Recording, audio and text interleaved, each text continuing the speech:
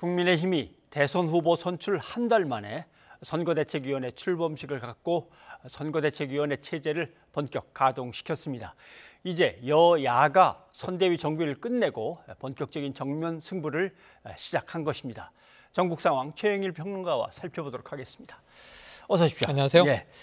먼저 출범식에서 네. 윤석열 후보의 연설을 한번 다시 좀 들어보죠. 네. 예.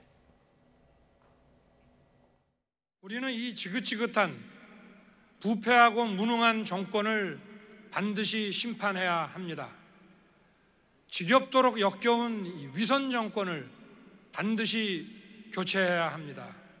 만에 하나라도 내년 대통령 선거에서 승리하지 못한다면 계속 있을 두 번의 선거도 뼈아픈 패배를 당할 가능성이 큽니다. 그리고 우리의 자유민주주의 대한민국은 그렇게 사라질지도 모릅니다. 네. 자유민주주의 대한민국이 사라질지도 네. 모릅니다. 마지막 메시지 강렬한데 말이죠.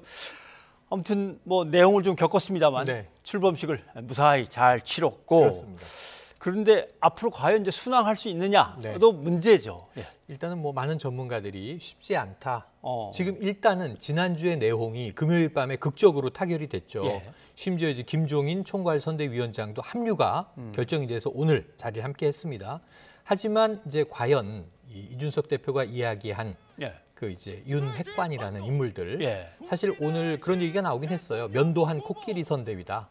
면도했다는 게 그럼 윤핵관을 밀어냈다는 건가, 정리했다는 건가 이렇게 해석이 됐는데 문제는 사실 선대위의 면면은 크게 달라지진 않았습니다. 예. 오늘 보시면은 김종인, 김병준 예. 공존하고 있고요.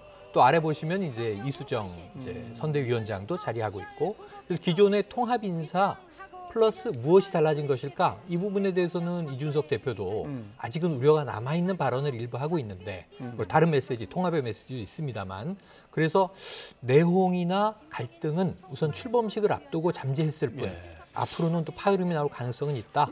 이렇게 관측을 해야겠죠. 아무튼 덩치 큰 코끼리의 털을 깎아냈더니 네. 이제 파리 때는 나갔더라. 네. 그럼 털이 또 자라면 그 이제 묘한 말들을 저렇게 남기니까 좀 맞습니다. 애매해집니다만은 아마 모사꾼들은 좀 더 이상 들어오지 말았으면 좋겠다라고 하는데 네.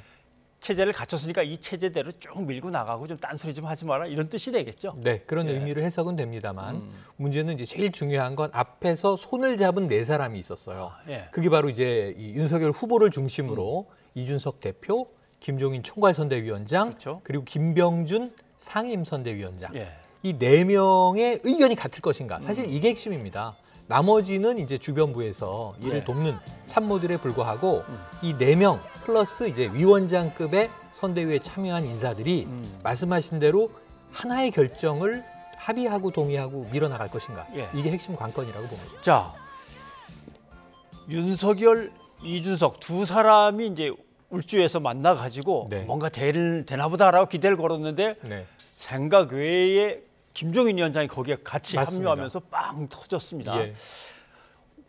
그때 마침 때를 맞춰 합류하게 된 김종인 위원장의 배경은 뭘까 한번 좀 얘기 좀 직접 들어볼까요? 들어봤습니다. 한번 네. 보시죠.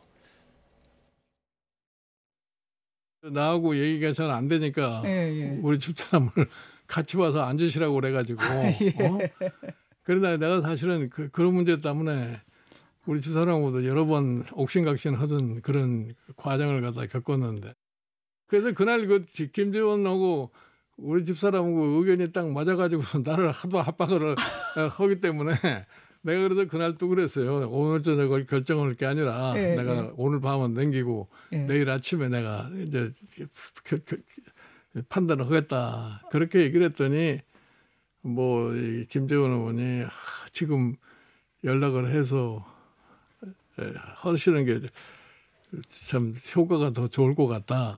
윤 후보 따라다니는 수행실장한테 전화를 해가지고서 그 수행실장이 윤 후보를 바꿔주고 그렇게 해서 전화가 연결이 돼가지고 그렇군요. 거기서 내가 결정을 했다고 정말 수락을 한 겁니다. 제가 번역기를 돌려보면 네. 아마 김재원 최고위원은 예. 내일 아침에 허락하실 거면 지금 저녁 때 만나고 있는데 거기다가 그렇죠. 허락하셔갖고 얹는 그렇죠. 게 훨씬 낫지 않겠습니까? 예. 그 설득력이 있었을 것 같아요. 이게 정치인의 촉이 그때 발동했다 이렇게 볼 수 있는데 오늘 저는 김재원 의원하고 직접 얘기를 나눴습니다만 예. 김재원 의원은 본인을 거간꾼이라고 표현을 했는데 지금 이제 이 김종인 위원장이 자주 찾아왔다 이런 표현을 썼어요. 그래서 얼마나 자주 갔느냐 그랬더니 거의 매일 갔다는 거예요.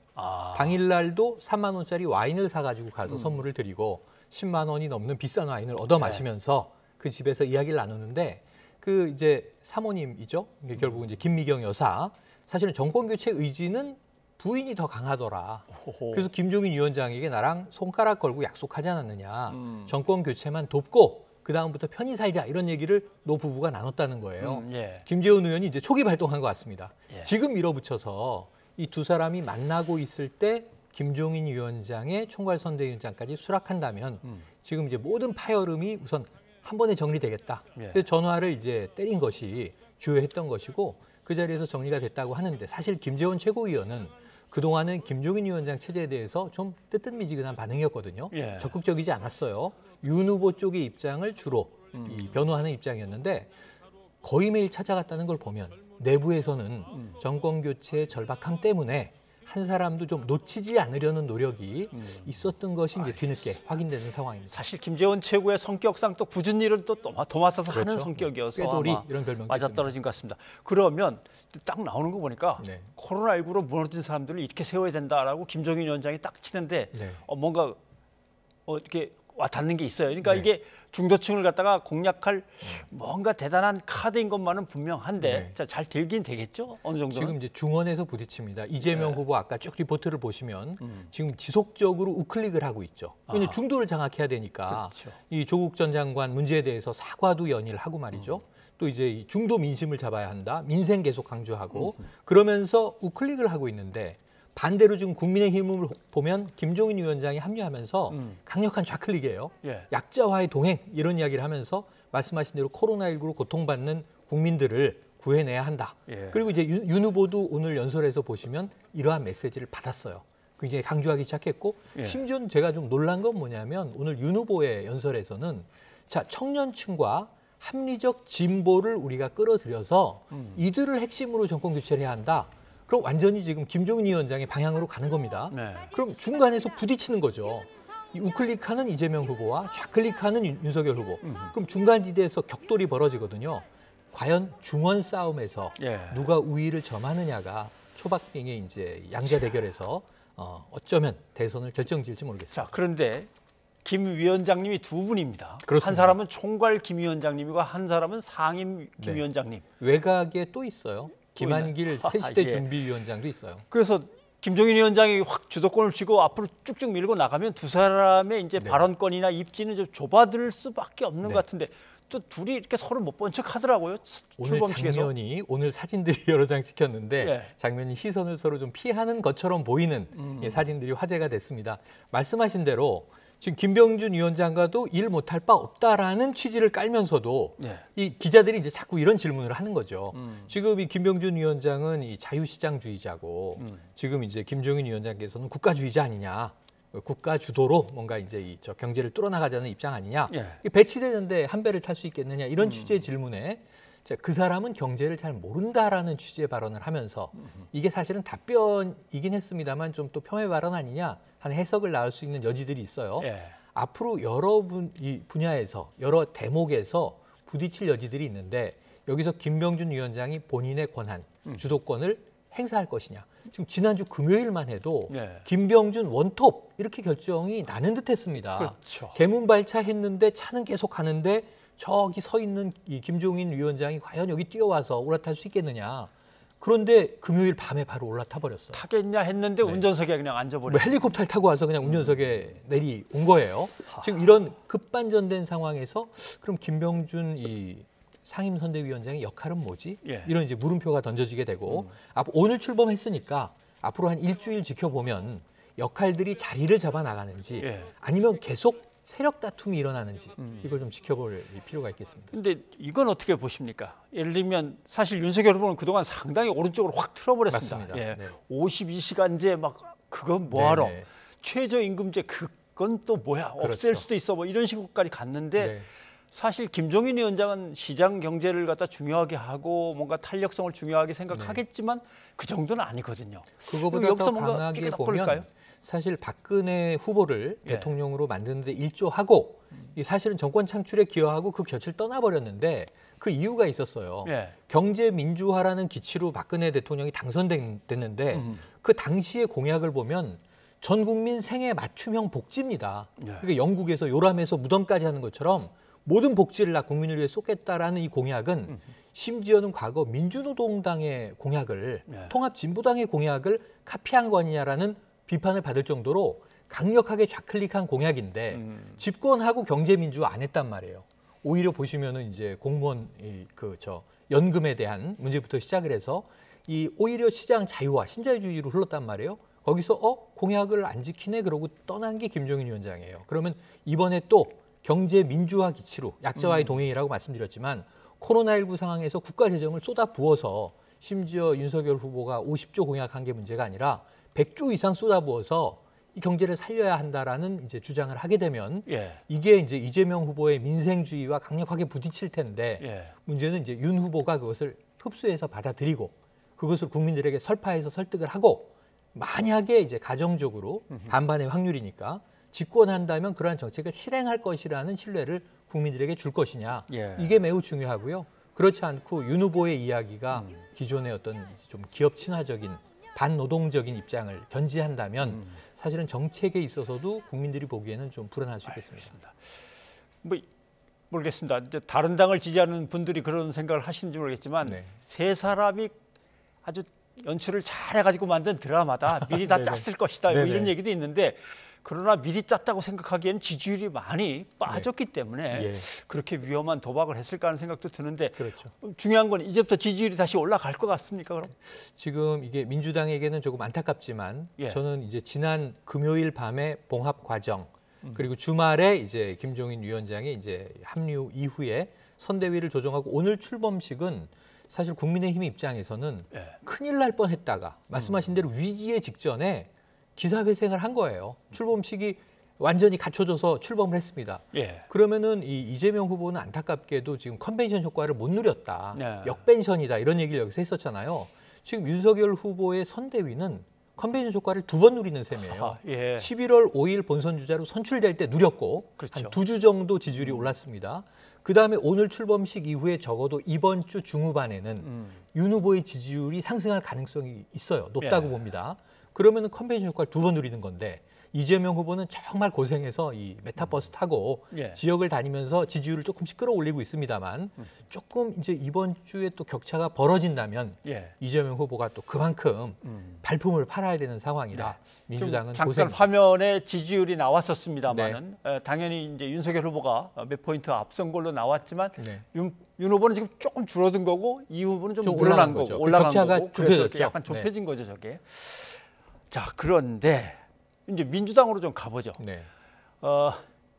돈 풀 때 풀어야 되는데 왜 이렇게 네. 움켜쥐고 있는 거냐고 오늘 네. 호되게 한마디 이재명 후보가 했는데 좀 들어볼까요? 네. 예. 평소에 지출하던 거에 비교해서 코로나19 때문에 국가 지출이 얼마나 늘었느냐. 이거 정말 쥐꼬리입니다. 쥐꼬리. 정부가 자기 책임을 다하지 않은 거죠. 도대체 왜 이런지 정말 이해가 안 돼요. 기재부, 특히 기재부가 주로 이런 걸 하는데 그리고 이번 코로나19 극복 과정에서는 이렇게 쥐꼬리만큼 지원해가지고 이 차이만큼 국민들이 고통받게 됐다. 뭔가 의도가 읽히는 것 같죠. 계속 네. 저런 공약들을 막 이제 내놔야 되는데 예. 그때마다 경제부총리가 그거는 생각해봐야겠는데요, 네네. 곤란한데요, 안 되겠는데요, 뭐 이런 식으로 나오면은 당정 간에 이게 말이 아니라고 또 이제 얘기가 나올 거 뻔하거든요. 네. 그죠? 여러 번 있었습니다. 예. 홍남기 경제부총리가 지금 이제 당정청의 이제 이 어떤 재정에 대한 갈등 상황에서 추경 때도 그랬고 또는 이제 돈을 추가 지급하자라는 이제 이재명 후보 등 또 당내 당론에서도 그렇고 항상 곡간지기의 입장에서 아주 보수적으로 반대를 해왔지 않습니까? 예. 심지어는 이제 이 지갑을 열 지갑이 없다. 근데 이게 홍남기 경제부총리만의 문제가 아니라 김부겸 총리도 정부의 입장에서는 기재부의 손을 늘 들어줘 왔어요. 예. 문재인 대통령도 이제 지난번에 이제 국민과의 대화라든가 몇 번의 이제 이야기할 기회에서는 자, 기재부를 신뢰한다는 얘기도 했어요. 그러니까 정부 입장은 이제 일관적입니다. 더 열긴 어렵다. 근데 문제는 당에서 나온 얘기는 지금 세수 잘못됐다. 갑자기 이제 한 반나절 만에 구조가 더 세수가 잡히는 일도 있고 그랬죠. 그래서 이런 문제들에 대해서 돈이 있는데도 왜 안 푸느냐. 없어서 못 푼다면 할 수 없지만 이게 세수 축에 잘못해놓고 지금 이제 돈 감추고 있는 거 아니냐. 안 풀려고 이제 빗장 닫아간 거 아니냐. 근데 여기에 이제 이재명 후보가 나섰는데 아까 보신 판은 선진국들의 가계부채 증가율과 국가부채 증가율이 다 국가부채가 늘었다는 거예요. GDP 대비로 국가부채가 늘지 않았다면 그만큼이 가계부채가 늘었을 건데 우리나라만 국가부채는 크게 늘지 않고 가계부채로 다 쏠린 것이 개인의 책임으로 이 피해를 다 떠본 거 아니냐라는 비판인데 이게 지금 이재명 후보의 경제정책 자문을 하고 있는 최백은 교수 등 네. 경제학자들의 주장입니다. 그걸 정리해 놓은 이제 그래픽인데 그걸 가지고 지금 강력하게 경제정책이 국가재정 풀어야 한다. 선진국 수준으로 풀어야 한다는 주장을 하는 거거든요. 그러니까 어찌 보면 이것도 이제 민생을 계속 강조하고 있는 네. 입장에서 묘한 이야기가 나오기도 했는데 이재명으로 정권이 재창출돼도 정권 교체 효과가 있다. 그러니까 여야의 정권 교체가 문제가 아니라 능력 있는 차기 대통령으로 바뀌어야 그게 진정한 정권 교체 아니냐. 예. 이런 메시지를 또 깔고 있습니다. 알겠습니다. 이제 지금 선거전이 치열하게 펼쳐지는 과정에서 개인의 이야기가 이제 정치적 이슈로 자꾸 올라오는데 네. 이재명 후보도 가난했던 자신의 과거사 얘기를 하면서 비천한이라고 네, 표현했어요. 이거는 맞습니다. 가난하다는 뜻이 아닌 조금은 낮은 신분적인. 예, 신분적인 이제 얘기가 들어가서 네. 어떤 비난의 대상이 됐습니다. 아마 빈한한 뭐 이런 표현을 쓰려다가 잘못 썼나 싶기도 하고요. 네. 그런데 제가 보기에는 이제 이 지금 현대 사회에서 계급이 어디 있습니까? 계층이나 말씀하신 대로 신분제는 타파됐죠. 예. 그래서 비천한 뭐 신분, 미천한 신분 이런 표현을 쓰면 안 되는 거고 맞지 않죠. 그런데 문제는 뭐냐면 고도 자본주의 사회에서 네. 돈 많은 사람은 상류층, 우리가 돈 없는 사람은 빈곤층 이렇게 네. 부르는데 아파트에서 보세요. 어린아이가 임대 아파트에 사는 아이들이 우리 놀이터에 오면 못 오게 하고 심지어 같은 학교 다니는 것도 비토하고 예. 이런 학부모들이 존재하는 것들이 신문에 보도되는 걸 보면 이건 뭐 아파트 신분제 아니냐 이런 얘기도 나오거든요. 아파트 브랜드에 따라서 아이들의 계급이 나뉜다는 얘기를 그렇죠. 초등학생 때부터 한단 말이에요. 그럼 정말 신분 없습니까? 물어보면 빈부격차에 따라서 저희 어릴 때는 가난은 죄가 아니라고 했지만 사실 지금은 가난한 부모는 아이들에게 죄 짓는 것처럼 느끼는 죄책감을 안고 삽니다. 근데 그러한 것들을 이제 어찌 보면 어린 시절에 자신의 경험을 가지고 표현한 건데 네. 저는 비천한 미천한 표현은 좀 어폐가 있다고 봐요. 문제가 있다고 보는데 그것보다는 그 뒤에 이 어려운 불우한 네. 환경에서도 꽃은 핀다. 그러네요. 열심히 나는 살아왔다. 당당하다. 그 얘기에 방점이 있는 게 아닌가 싶습니다. 아무튼 말에 담긴 어떤 직접적인 뜻 아닌 그 네. 뒤에 우리 사회 구조가 어떤데 어떤 의미에서 했는가 뭐 그것도 생각해 볼 설명이 돼야 만하군요. 되겠죠. 최영일 평론가님 오늘 여기까지 하겠습니다. 고맙습니다. 고맙습니다.